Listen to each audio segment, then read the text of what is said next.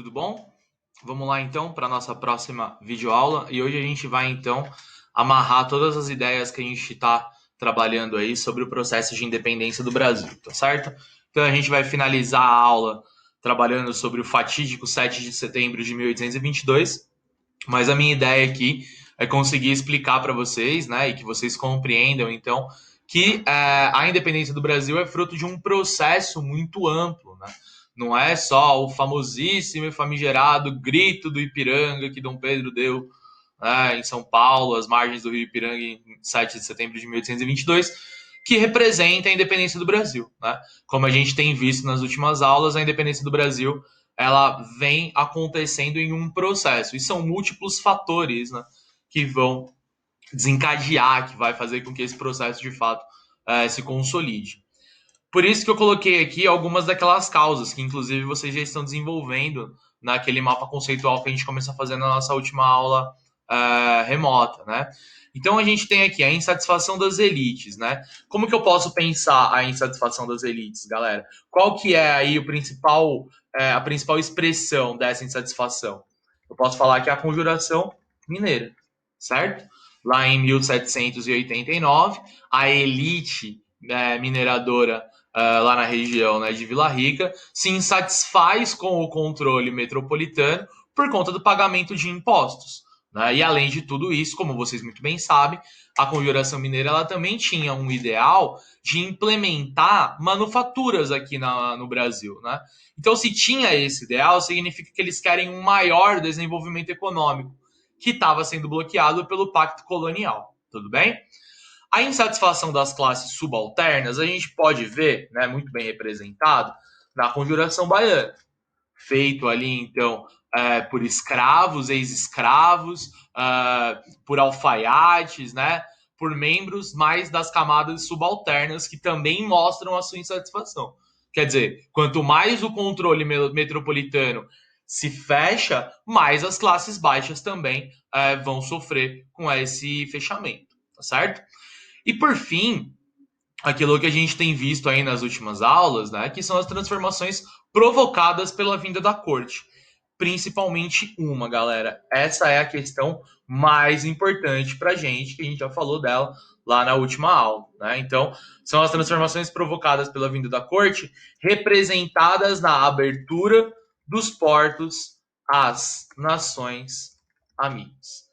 Em 1808, assim que a corte portuguesa chega ao Brasil, era preciso resolver um problema do ponto de vista das exportações. Quer dizer, o pacto colonial, ele diz que o Brasil só pode comprar manufaturas que vêm lá de Portugal. Mas a corte agora ela está no Brasil, ela não está mais em Portugal. Então Portugal praticamente deixa de existir. Não tem como mandar os produtos manufaturados para cá. Qual é a solução, então? Romper o pacto colonial e abrir os portos às nações amigas. Tudo bem, galera? Então, essa abertura dos portos às nações amigas, para muitos historiadores, já representam a própria independência do Brasil. E por que isso? Porque quando ocorre a abertura dos portos às nações amigas, a gente pode falar que acabou o pacto colonial. Certo? Então, se acaba o pacto colonial, que é a principal forma de controle da colônia pela metrópole, significa que a independência já começou a acontecer aqui. Fechou? A abertura dos portos às nações amigas de Portugal, ela recebe esse nome, né? Mas se a gente quiser colocar na prática o que aconteceu, é a abertura dos portos aqui do Brasil para a Inglaterra, né? Então reparem aí como que a conta fecha, né? A Inglaterra, que sempre foi parceira de Portugal, que sempre teve ali interesses, né, com Portugal, para usar Portugal, inclusive, como um parceiro comercial para escoar, né, os seus produtos manufaturados, agora também vai dar, né, um pouco um checkmate e vai começar a olhar, né, com atenção para enfiar aí manufaturas aqui no Brasil, tá bom? Então a abertura dos portos às nações amigas é basicamente, né, fazer com que os produtos ingleses cheguem aqui no Brasil, certo? E aí, então, né, em 1808, a corte estabelecida no Brasil, o fim do pacto colonial e a abertura dos portos às nações amigas, faz com que, né, ocorra aí um grande processo das elites coloniais achando que eles agora vão conseguir colocar as suas vontades econômicas na prática, né? Então, para as elites coloniais, as coisas estavam acontecendo de uma maneira muito interessante, tá? Só que, ao mesmo tempo, essas elites coloniais aqui do Brasil, elas têm um projeto de independência que é muito importante da gente ter em mente. Essa elite colonial brasileira, a gente precisa deixar muito claro que o projeto de independência dessa elite, ele prevê um processo muito mais conservador, no sentido de manter as estruturas econômicas. Quais são essas estruturas econômicas? Mão de obra escrava e latifúndio.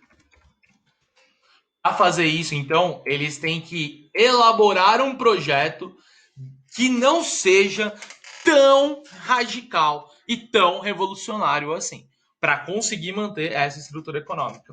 E aqui a gente tem que sempre lembrar do medo que o processo de independência do Haiti causa nestes grupos. Tudo bem? E daí, então, vocês devem estar pensando, né? Se a elite está satisfeita porque agora o Brasil, né, rompeu com o pacto colonial, por que que então aconteceu de fato a ruptura definitiva, né?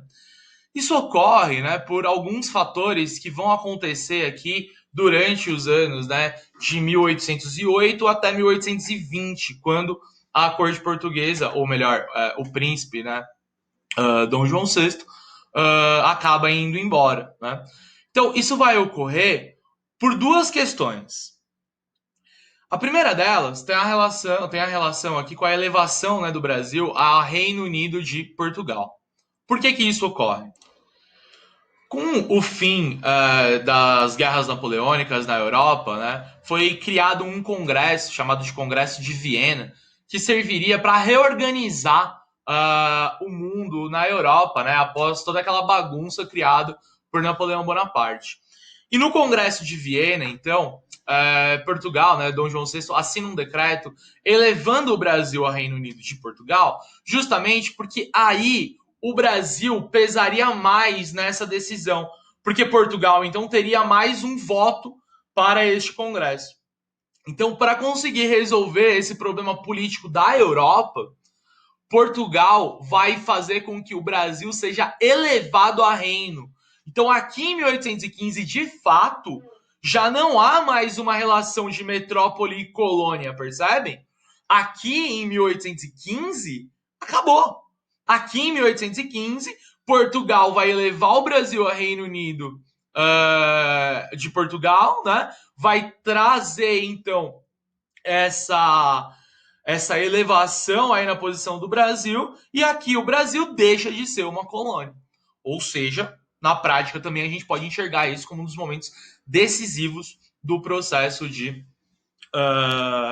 independência do Brasil. Tá? Isso ocorre, então, em 1815, certo? Aqui, os problemas em Portugal, eles vão interferir muito no desenvolvimento da independência aqui do Brasil. Por quê? Porque Portugal está basicamente largado às traças. Portugal está vivendo crises econômicas atrás de crises, né? Tem uma elite econômica ali em Portugal que está pensando, e aí? O rei foi embora em 1807, lá no finalzinho, né? E fugindo de Napoleão, mas já faz aqui 5 anos que Napoleão já não, né? Já até morreu, na realidade, Napoleão Bonaparte, tá preso lá e tal. Então, por que o cara não volta, né? E a gente aqui em Portugal, com uma série de problemas econômicos, políticos, né? Nesse momento, então, a gente está falando de 1820, a elite portuguesa, né, se organiza e faz, então, uma tentativa de revolução, que ficou conhecida como Revolução Liberal do Porto.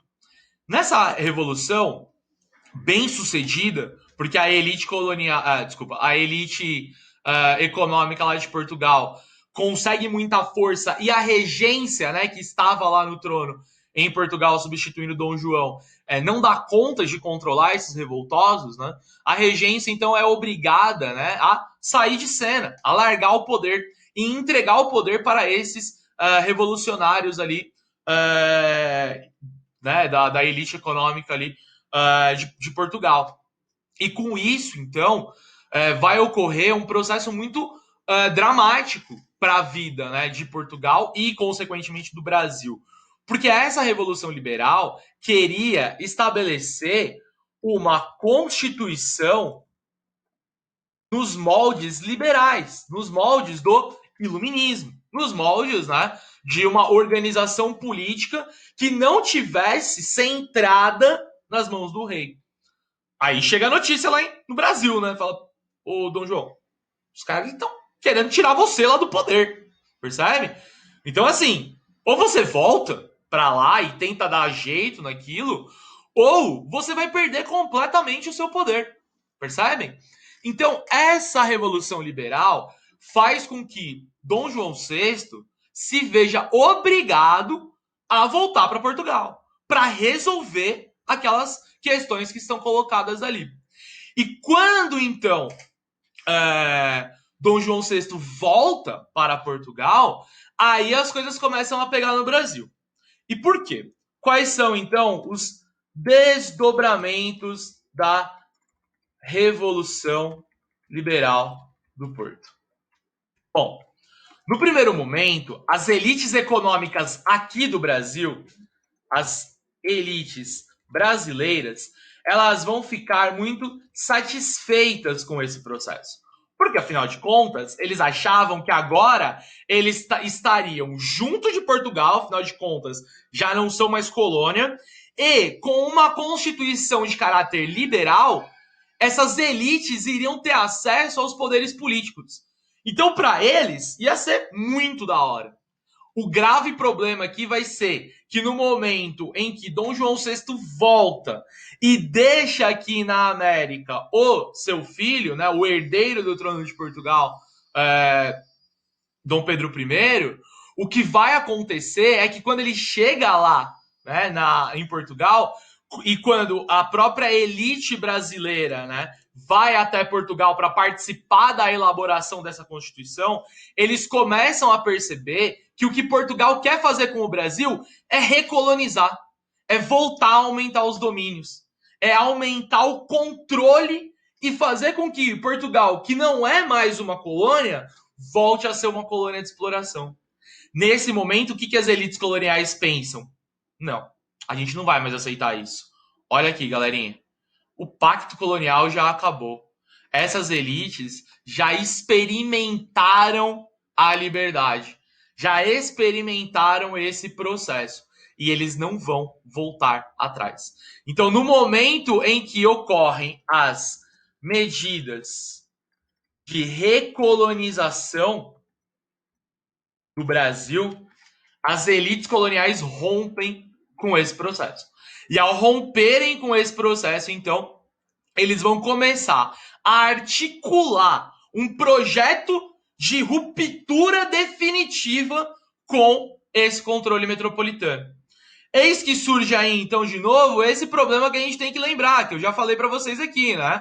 O projeto de independência dessa elite é manter a estrutura econômica, é manter a mão de obra escrava, é manter o latifúndio. Qual que é a solução, então, galera? A solução é simplesmente colocar no poder alguém que tenha força para manter essa estrutura. E esse processo tem que ser um processo muito mais conservador e muito menos radical. Quer processo mais conservador do que deixar esse próprio príncipe regente que está aqui no poder? E a elite colonial, então, convence Dom Pedro I a promover esse processo de ruptura e, ao mesmo tempo, Dom Pedro I vai manter as coisas como elas estavam. A mão de obra escrava vai continuar, o latifúndio vai continuar, e essa elite vai, então, chegar ao poder ao lado de Dom Pedro. usando Dom Pedro I para fazer uma independência muito mais conservadora e muito menos radical, né, do que outras, como por exemplo a do Haiti, que era o grande medo dessas elites coloniais, né, que o Brasil virasse então o Haiti. Eis que aí então, né, surgem duas datas extremamente importantes para a gente, né? Então, diante de todo esse contexto, né, a elite colonial brasileira ela convence Dom Pedro, então, a ser a ferramenta, o instrumento desse processo de independência. E então, Portugal, né, essa junta governativa ali da Revolução Liberal do Porto, começa a pressionar Dom Pedro para que Dom Pedro volte. Porque eles também têm medo de que a figura do príncipe, né, do herdeiro do trono de Portugal, aqui no Brasil, possa em algum momento significar a volta do absolutismo para eles, tá certo? Então eles começam a pressionar. E óbvio também, né? Se Dom Pedro ficar aqui e esse processo culminar para outro lado, a ideia de usar o Brasil, explorar o Brasil e continuar ganhando dinheiro a partir da exploração também vai para o brejo. Então Dom Pedro começa a receber ordens de voltar. A primeira delas chega, né, em 9 de janeiro de 1822. E a partir dessa ordem ele fala: não, eu ficarei. Eu ficarei porque eu estou com o povo. Povo aí é meio complicado, né, galera? Ele não tá exatamente com o povo. Ele tá exatamente com as elites. O povo, ele não tá muito aí, né? Não é muito a preocupação de Dom Pedro. Mas em 9 de janeiro, então, né, o famosíssimo Dia do Fico, representa a primeira vez que Dom Pedro se vê obrigado a voltar para Portugal e ele sinaliza com a elite colonial. Elite colonial, estou com vocês. Ficarei.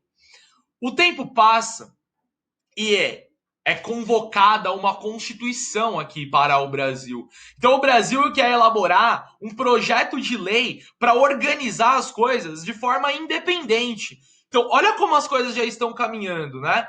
É nesse contexto que no dia 7 de setembro de 1822, Dom Pedro, né, voltando de uma viagem lá de Santos, ele recebe a ordem definitiva. Dom recebe, né, lá uma carta vinda de Portugal que fala: meu parceiro, ou você volta ou fica aí e pronto, e a gente se vira, né?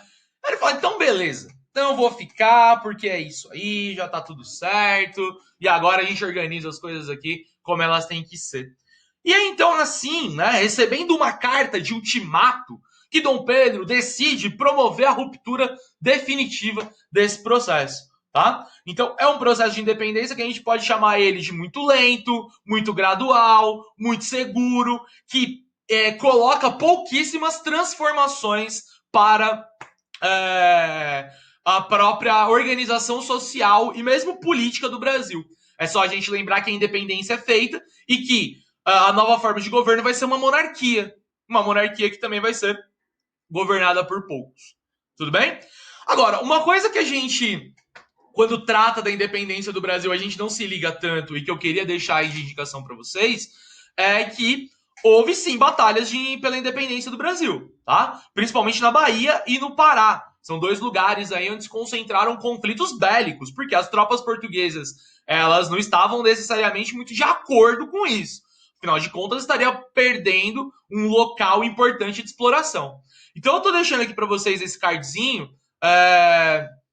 o vídeo que tá falando aqui sobre as batalhas, tá, de Guararapes, que é uma das mais importantes aí, né, no processo de independência do Brasil, tá? Então, se vocês tiverem aí, né, mais curiosidade sobre os momentos, né, mais bélicos da independência do Brasil, assiste aí esses vídeos que eu acho que vai ser legal para vocês. Beleza?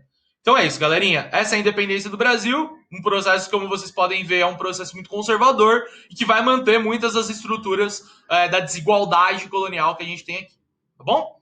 Então é isso, meus amores. Um beijo no coração de vocês. Bons estudos e a gente se vê.